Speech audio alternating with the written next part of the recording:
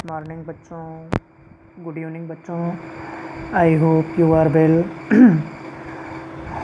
Sorry we are late. मुझे पता है कि मैं आज बहुत दिनों बाद आप लोगों के पास आया हूँ। उसके कुछ रीजंस थे। अब क्लासेस प्रॉपर वे में चलेंगी। आज हम आपको पढ़ाएंगे इंग्लिश। तो सबसे पहले आप इंग्लिश सीखने से पहले आप ये जान लीजिए कि हिंदी माध्यम के विद्यार्थियों के लिए जो सबसे टफेस्ट कार्य होता है, जो सबसे टफेस्ट लैंग्वेज होती है, वो इंग्लिश होती है। इंग्लिश को लेकर के वो बहुत परेशान रहते हैं और इंग्लिश ही उनका सर दर्द होता है। और ये भी सत्य है कि इंग्लिश के बगैर आज के युग में कहीं भी सफलता नहीं मिल सकती है। आप चाहे जिस सेक्टर में जाएंगे, साइंस के सेक्टर में क्लास 9th के बाद से चाहे जिस सेक्टर में पढ़ना चाहें, इंजीनियरिंग, मेडिकल्स, टेक्नोलॉजीज़, MBAs इत्यादि इत्यादि सेक्टर, सब में एक अच्छा खासा इंग्लिश की ज़रूरत होती है। हम आप इंग्लिश को गलत तरीके से सीखते हैं। उसका कारण ये है कि हमें और आपको जो बचपन से ही शिक्षा दी जाती है वो नॉर्मल तरीके से एक टेंस पढ़ा देते हैं।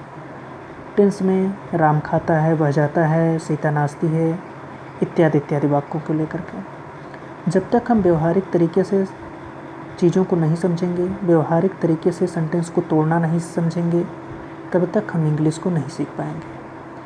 तो आइए शुरू करते हैं आज हम इंग्लिश का पहला लेक्चर सेंटेंसेस से। बच्चों, आप लोगों को पता है कि इंग्लिश में वाक्य को लेकर के बहुत सारी परेशानियां बच्चों में रहती हैं कि वाक्य क्या होता है, सेंटेंसेस किसे कहते हैं। हर किताब में आप पढ़ेंगे कि वाक्य 4 प्रकार के 5 प्रकार के होते हैं।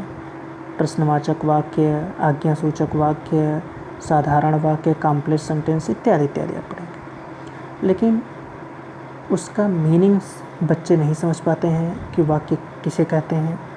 हम आज आपको बताएंगे कि वाक्य होता क्या है या वाक्य किसे कहते हैं। तो बच्चों, वाक्य को सीखने से पहले अगर हम शब्द सीखें, जैसा कि आप देख पा रहे होंगे कि शब्दों का ऐसा समूह जिसका पूर्ण अर्थ निकलता हो, शब्दों का ऐसा समूह जिसका पूर्ण अर्थ निकलता हो। अब शब्द किसे कहते हैं? शब्द अक्षरों से बनते हैं और शब्दों का ही एक समूह होना चाहिए जिससे कोई और अर्थ निकले, कोई भावात्मक अर्थ निकले, जिस समूह से वक्ता का आशय व्यक्त होता हो। अर्थात कोई एक ऐसा शब्द समूह हो जो वक्ता बोले, अर्थात जो कोई व्यक्ति बोले उसको सुनने वाला स्पष्ट तरीके से सुन करके अर्थ निकाल ले, वह वाक्य कहलाता है। उसे हम वाक्य कहते हैं। जैसे एग्जाम्पल में, राम ने खाना खाया, मोहन स्कूल गया, सीता खाना बना रही है। अब राम ने खाना खाया में राम खाना खाता है, पूर्ण अर्थ निकलता है। मोहन स्कूल गया, अर्थात मोहन स्कूल जा चुका है। सीता क्या बना रही है? खाना बना रही है। इन वाक्यों या शब्द समूहों से, जो ये 3 वाक्य आपके सामने दिख रहे हैं, इन 3 वाक्यों और शब्द समूहों से कर्ता के भी विषय में कोई भी जानकारी प्राप्त होती है। अर्थात कर्ता क्या कहना चाहता है, वाक्य में कर्ता कर क्या रहा है, वो इसके विषय में जानकारी प्राप्त होती है, वही वाक्य कहलाता है। अगर हम एक लाइन में कहें कि वाक्य किसे कहते हैं, तो आपको सिर्फ इतना बताना है कि शब्दों के वे समूह जिससे कोई अर्थ निकले, जिसको सुनने के बाद हम कोई अर्थ निकाल सकें, कोई संकेत को समझ सकें, वह वाक्य कहते हैं। उसे सेंटेंस कहा जाता है।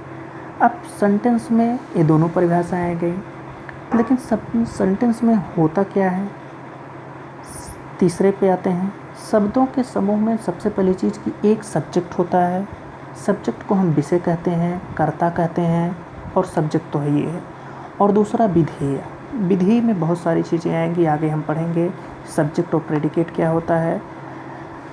तो जैसे आप यहाँ देख रहे हैं, मिल्क इज वाइट, अर्थात दूध सफ़ेद होता है।